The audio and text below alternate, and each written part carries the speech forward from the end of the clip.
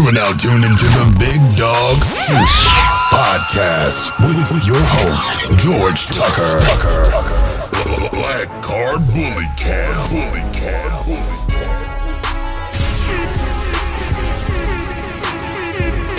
The Big Dawg Shyt podcast.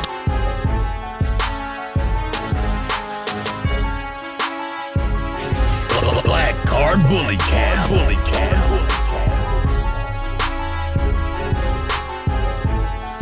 Get ready for the Big Dawg Shyt podcast with your host, George Tucker.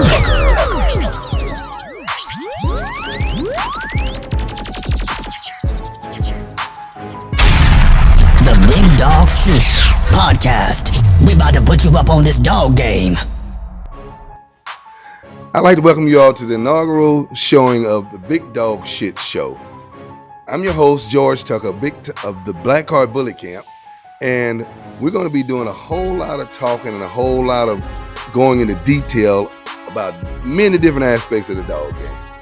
And I'm going to be speaking from almost 40 years of experience and almost 1,000 dogs deep. So y'all sit back, get ready to have some deep conversation, learn a lot of information about dog breeding, dog owning, dog caring, dog acquiring, and of course, dog selling. Well, let me tell you a little bit about me. I started with dogs about 1983, I think it was. The first time I ever owned a purebred dog. And of course, like many people in the dog game, the bully game especially, many of us started with game dogs. And I'm no exception. I started off with pit bulls back in the 80s. And from there, I moved to the infamous standard bullies. I thought I was getting ready to get into showing dogs because I didn't know a whole lot about bullies. I mean, I moved over to bullies because somebody told me you could sell these dogs for what I thought was an exorbitant amount of money, which was $2,000 a puppy. That was a strange universe for me. I never knew of anything more than $750, $800. Maybe you really win if you sell a pit bull for $1,000. So one of my buddies introduced me to the show dog version of the bullies, those ABKC registered bullies. And I started, I think back in 2014, I bought a few of those dogs and I became aware of this thing that I've been falling in love with now is the exotic bully, exotic bulldog, exotic Frenchie world. And as many of you all also can attest to, there's a million different ways to spend $1 million and still be at point A. And I'm, once again, an example of that same school of thought. I started off buying what I saw without doing research. And I eventually, through trial and error, found the kind of dog that I really like. As we all know, back in the 2014, 15, 16 era, it was the Dax, Miyagi, bullseye stuff. And everybody had their version of dog they like. I mean, you had one group of people that liked the dogs with the top skulls. You had another group of people that liked the dogs with the huge heads, wide heads. Then another group of people liked the dogs with no muzzles, short to no muzzles.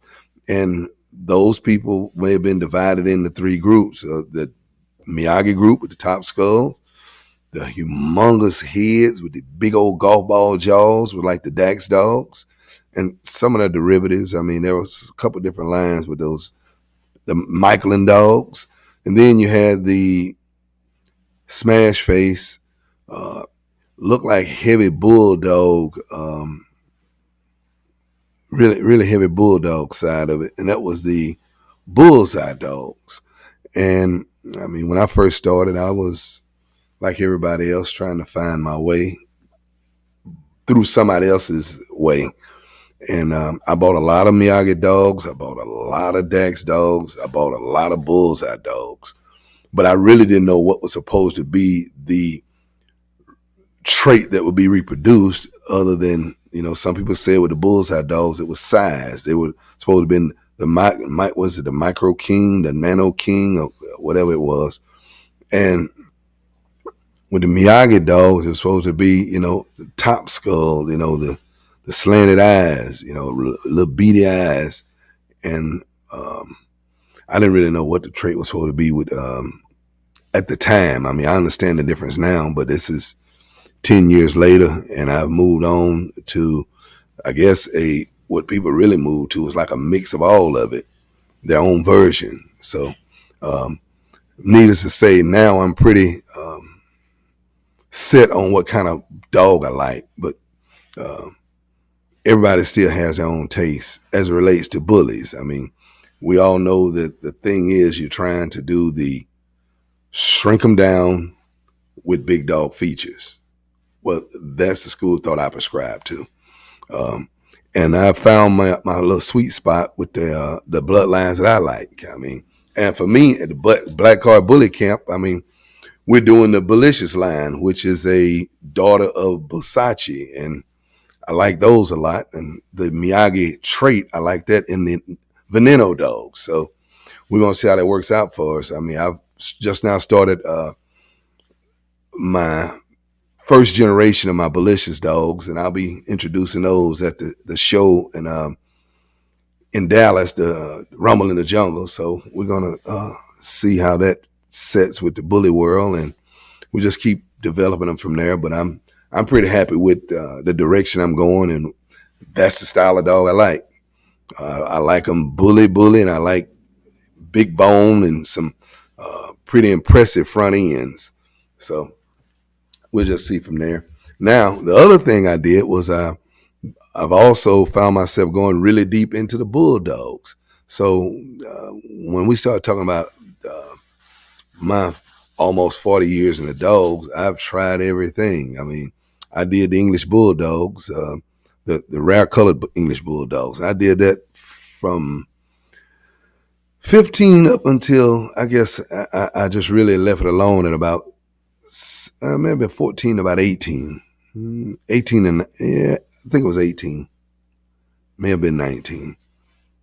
But at least 4 years ago, I left the English bulldogs alone. Yeah, because it had gotten to the point where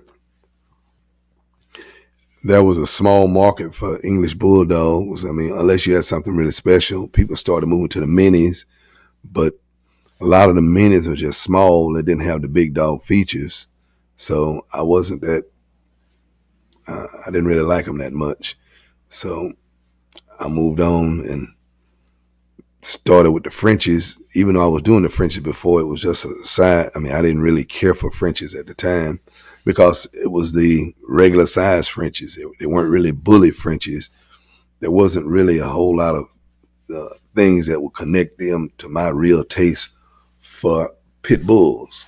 So it wasn't until I started seeing these bully looking Frenchies that I decided I'd focus more on the Frenchies. And it's like now I'm almost exclusively attached to Frenchies. Well, predominantly attached to Frenchies. I still have my bullies, but I'm a little deeper in the Frenchies than I thought I would have ever gotten, and that all started with my man, old Botox. So some of you all may be familiar with Botox. Most of you should be, but at least some of you are. He's my big rope, and that I say is the big rope ambassador. At the time that I started with Botox, he was the first in the U.S. He was the first of the exotic big rope Frenchie fluffy carriers. He was the first Merle carrying fluffy, tan pointed big rope to hit the U.S. soil. An extreme big rope. So I'm sort of now partial to the big ropes, and they've taken off. I mean, that was in 22. Well, they actually had big ropes in the U.S. before him, but they were fawn dogs, I think one of them was a testable. I think Gumball was a testable, and I'm sure that Nitro was a fluffy carrier. So they were producing big ropes, but Botox was the first one that you could see all the exotic DNA versus know that you could produce the exotic DNA. So I've started to really push big ropes. And that goes, I have big rope fluffies, big rope fluffy carriers, big rope testables, big rope full Isabellas, big ropes. Well, I have some in the making with the pink. So, just trying to see. I mean, they have the velvets, they have the coys, they have the huskies, they have every variation of DNA. The objective has been now to make it a big rope, because without the big rope, it seems like there's much less of a demand for whatever the DNA is. It's about having the DNA covering a big rope, or a big rope covering all the DNA. So I'm excited about the direction that's going. And of course, like every other thing, I mean, you have the first, then you have the next, and then after the next, everybody has to start trying to focus on being the best.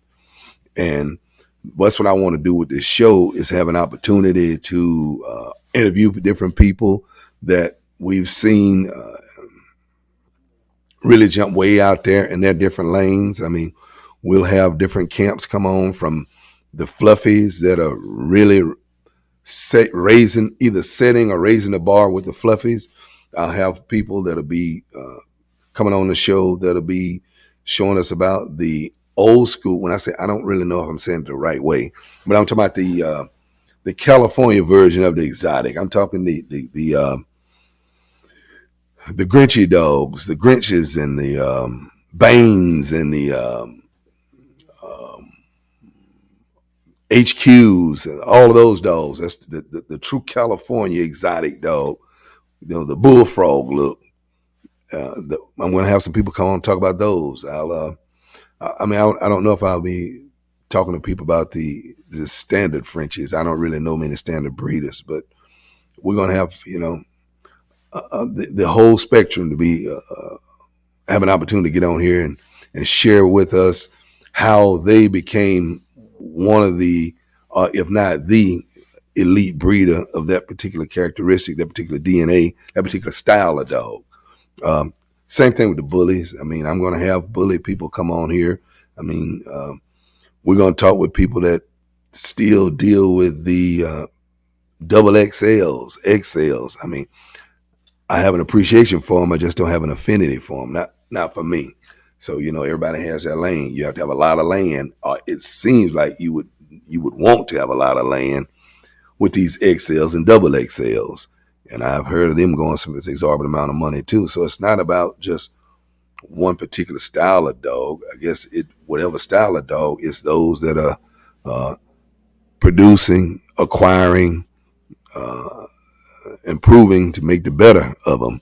So when I also talk with different whelpers, because this whole dog world has different people that are killing the game in whatever it is they bring to the game.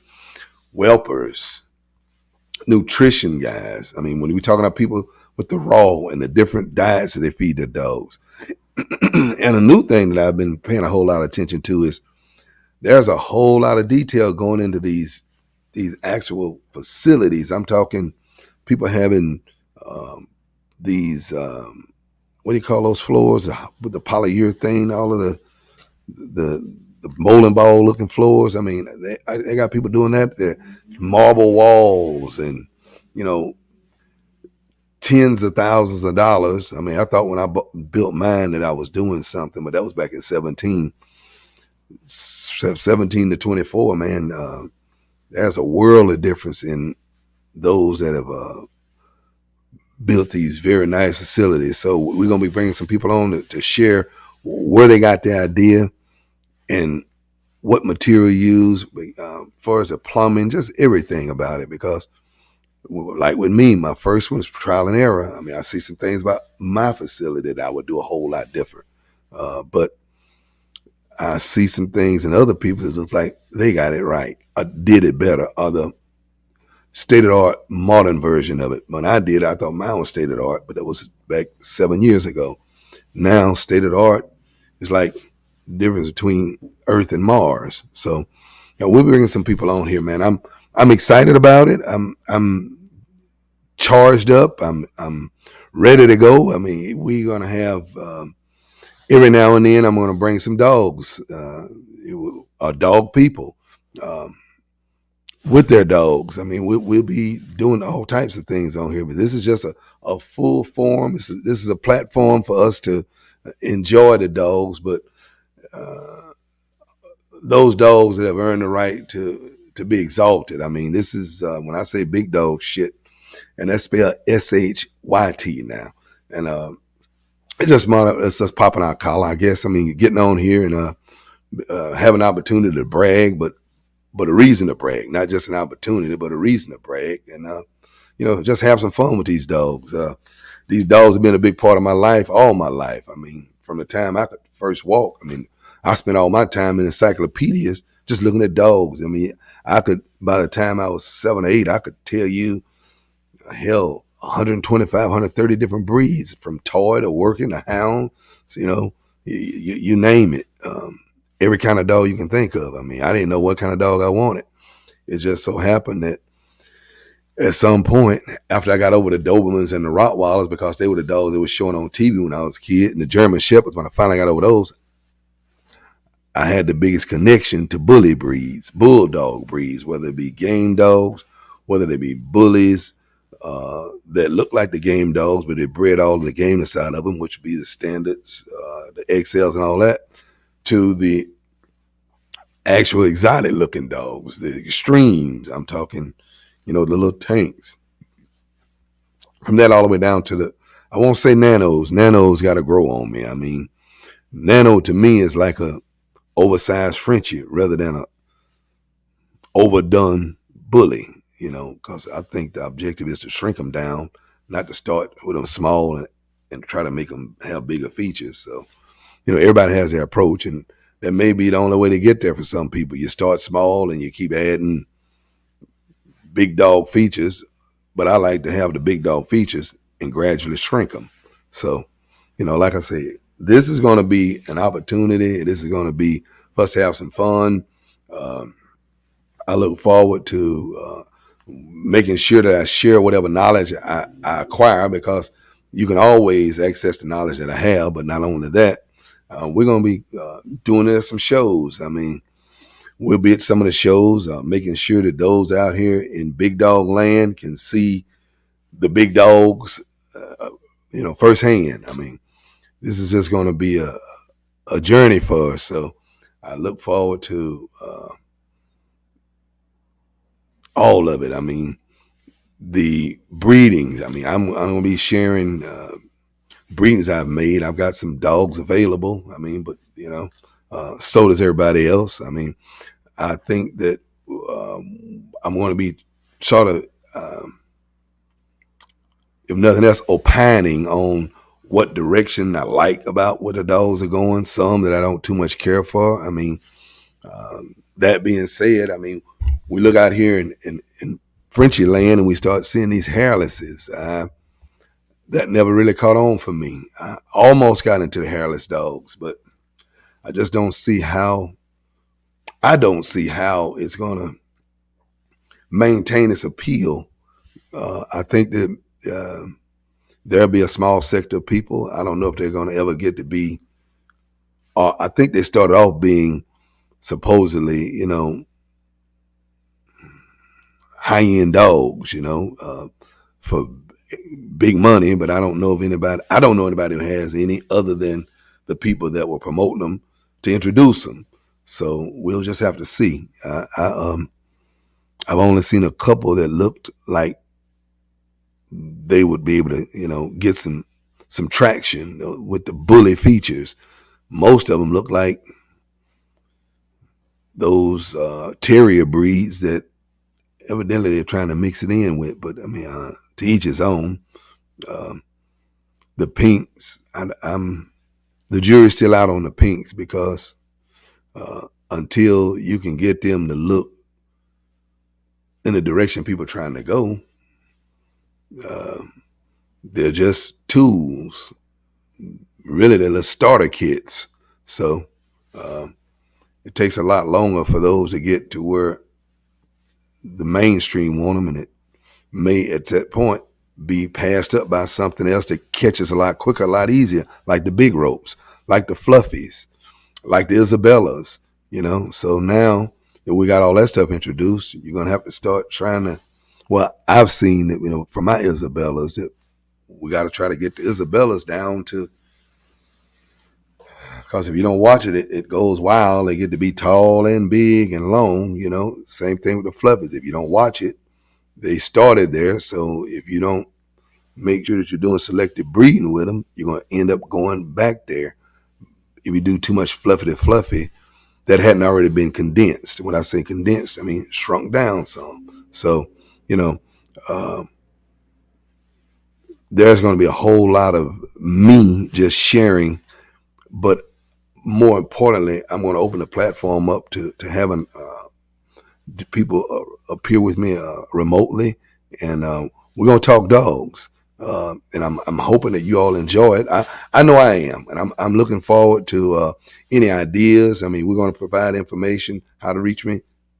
Some people, even though I may not have initially intended to bring you on, I mean, if you let me know, I'll look between shows and see if I can contact you to see what it is that you can add to the next show, because you may end up being a guest. Because I'm going to be interviewing people from the West Coast, people from Texas, of course, and people from Florida. Because, I mean, in my world, when we start talking about big ropes, and I'm talking about, got rope, that'll be Texas, that'll be Florida. And, of course, it'll be here, because this is the home of the big rope ambassador, Botox. So I look forward to introducing some of you all to this lane and have an opportunity to share some stories from others that occupy this lane, because this dog world is a wonderful thing, the bullies. I started to grow weary of them, because it had gotten to the point where with the bullies, you could just get your F1, which is that first generation from the bulldogs, and create wonderful looking puppies and sell them dirt cheap. And people will end up buying a lot of those. And then before you know it, when they become grown, they don't have any way of giving you any consistent features. Meanwhile, those of us that have invested a lot into maintaining and promoting the old school or the established, a lot more bully blood to get that look. It takes the new people having to see what they bought cheap, fizzle out on them before they come back to buying what they can actually recreate, reproduce, or improve on. So we'll be discussing that. I'll be making sure that I get into the pitfalls in breeding programs and kennel blindness, and sometimes people oftentimes people become enamored with a stud the way it looks and forgives how his puppies look, and never try to take a look to see how many studs have been produced by all of these breedings of these supposedly big studs.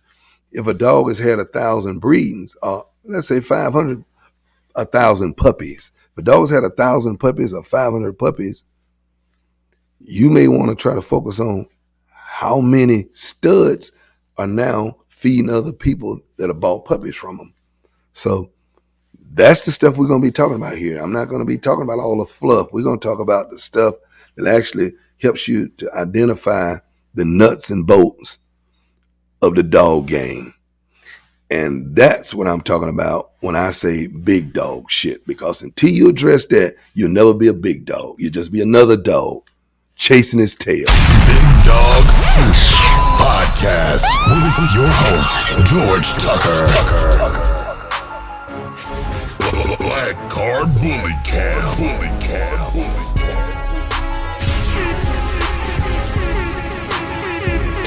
The Big Dawg Shyt Podcast.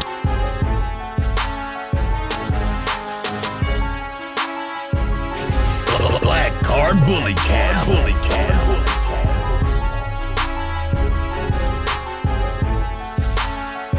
The Big Dawg Shyt Podcast with your host, George Tucker.